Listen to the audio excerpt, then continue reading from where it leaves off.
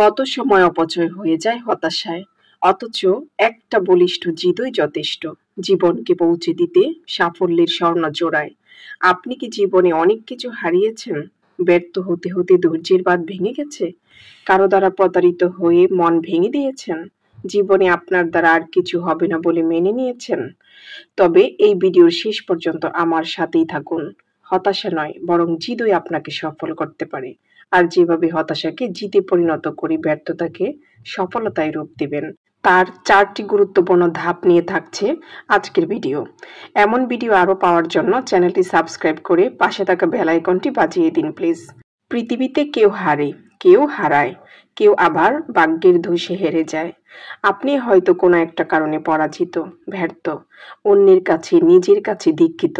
কিন্তু যদি বলেন আমি যতক্ষণ জীবিত আছি ততক্ষণ আমার সাফল্যের লড়াই চলবে, তখন কি ঘটবে জানেন?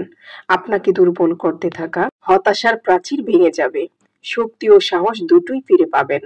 আর আপনি সেই সুযোগে কঠিন থেকে কঠিনতম জিদের জন্ম দিতে পারবেন, যে জিদ হতাশার কারণে আপনার আঙিনায় আসতে এতদিন সক্ষম হয়নি। জিদ করুন নিজের আত্মার সাথে, নিজের সক্ষমতাকে চ্যালেঞ্জ করে জিদ করুন। আর 10টা সফল মানুষের মতো আপনিও মানুষ, আপনার দ্বারাও সাফল্যের মুকুট পরা সম্ভব। হতাশ হয়ে পৃথিবীতে বহু মানুষ পাগল হয়েছে, নিজের জীবন শেষ করেছে। তাতে অন্যের কি বা ক্ষতি হয়েছে? আপনি যত হতাশ হবেন, আপনাকে হতাশ করা ব্যক্তি তত সফল হবে। ব্যর্থতা কোনোদিন সফলতার মুখ দেখবে না। আপনার হতাশা আপনাকে শুধু ধ্বংসই করবে, গড়বে না। তাই হতাশ না থেকে জিদ করুন, কাজের জিদ, নিজেকে প্রতিষ্ঠিত করার জিদ। আর সেই জিদ যেন আপনার শরীরের প্রতিটি রক্তবিন্দুতে শক্তি যোগায়, নেতিয়ে যাওয়া মন যেন দুর্দান্ত আশায় ভরসা খুঁজে পায়। আপনি সেই জিদ করুন, যে জিদ মানুষের কটাক্ষকে সমুচিত জবাব দেবে, অন্যের উপর নির্ভরতা কমাবে। অবমূল্যায়ন করা ব্যক্তিটা আপনাকে সম্মান করতে বাধ্য হবে। যে ব্যর্থতার জন্য হতাশা আপনাকে মুড়িয়ে নিয়েছিল, তার সাফল্যের প্রদীপ জ্বালাবে। হতাশা থেকে জিদ, জিদ থেকে সাফল্য আনার জন্য আপনাকে 4টি পদক্ষেপ বা 4টি ধাপ অনুসরণ করতে হবে। যদি সেগুলো মেনে কাজ করতে পারেন, তবে সাফল্য আপনার কাছে ধরা দিতে বাধ্য। চলুন এক এক করে সেগুলো জেনে নেই। 1. কিছু বিষয় পরিত্যাগ করা।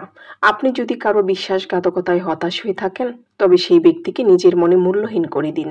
তার দেয়া আঘাতকে হৃদয়ে জিদ হিসেবে গেঁথে নিন, আর এক একটা আঘাতকে এক একটা শক্তি হিসেবে রূপ দিন। যদি কাজে ব্যর্থ হয়ে হতাশ হয়ে থাকেন, তবে সেগুলো ভুলে গিয়ে নতুনভাবে শুরু করার জন্য উদ্যমী হয়ে উঠুন। বারবার হারটাই সবকিছু নয়, যদি শেষটা ভালো হয়। তাই শেষ ভালো করার জন্য হতাশাকে বহিষ্কার করে প্রত্যাশাকে গ্রহণ করুন, আর শেষটা দেখার জন্য মনে সঞ্চয় করুন অফুরন্ত শক্তি। 2. শারীরিক সুস্থতা অর্জন। আপনি যদি আপনার জিদকে সফল করতে চান, তবে শারীরিক সুস্থতা খুবই প্রয়োজন। এর জন্য প্রতিদিন শ্বাসের ব্যায়াম বা মেডিটেশন করুন। এতে আপনি অনেক বেশি কাজের প্রেশার নিতে পারবেন, মাথা ধরা কমে যাবে। শারীরিক ব্যায়াম করুন, যথাসম্ভব পুষ্টিকর খাবারের প্রতি খেয়াল রাখুন। 3. সঠিক পদক্ষেপ গ্রহণ। আপনি আপনার যোগ্যতা, দক্ষতা, অভিজ্ঞতা, কাজের সুবিধা অনুযায়ী এমন কোনো কাজের উদ্যোগ নিন যার সাফল্যের সম্ভাবনা আপনার মাঝে আছে। মনে রাখবেন, কাজের সাফল্য কাজের সিদ্ধান্ত গ্রহণের উপর নির্ভর করে। সময় নিয়ে ভেবেচিন্তে সঠিক কাজটি বেছে নিন। 4. জিদ করে কাজ করুন। আপনার সমস্ত না পাওয়া, কষ্ট, আপনার গোপন আর্তনাদ, অগোচরে বয়ে যাওয়া অশ্রুর নদী, তীক্ষ্ণ হাহাকার, কিছু করতে না পারার অসহায়ত্বের কারণে যে হতাশা জন্ম নিয়েছিল, তাকে জিদে পরিণত করে নিন, আর সমস্ত জিদকে আপনার কাজের মধ্যে ঢেলে দিন। এগুলো আপনাকে ধৈর্য ধরে কাজ করতে সাহায্য করবে, পরিশ্রমী করে তুলবে। সেই সুবাদে আপনি হয়ে উঠবেন পরিপূর্ণ সফল একজন মানুষ। আপনার সাফল্যই হয়ে উঠবে সবকিছুর উত্তম জবাব। ঘুচে যাবে হতাশা, বিনাশ হবে ব্যর্থতার গ্লানি। হতাশাকে জিদে পরিণত করুন, সাফল্য দিবে হাতছানি। আপনাদের অনুপ্রেরণায়ই আমার কলম চলবে, আর ভিডিও আকারে আপনাদের সামনে আসবে। যদি ভালো লাগে তবে চ্যানেলকে সাবস্ক্রাইব করে আমার অনুপ্রেরণার অংশীদার হন। কমেন্টে আপনার মূল্যবান মতামত জানান। একটা লাইক দিতে ভুলে যাবেন না। আসসালামু আলাইকুম ওয়া রাহমাতুল্লাহ।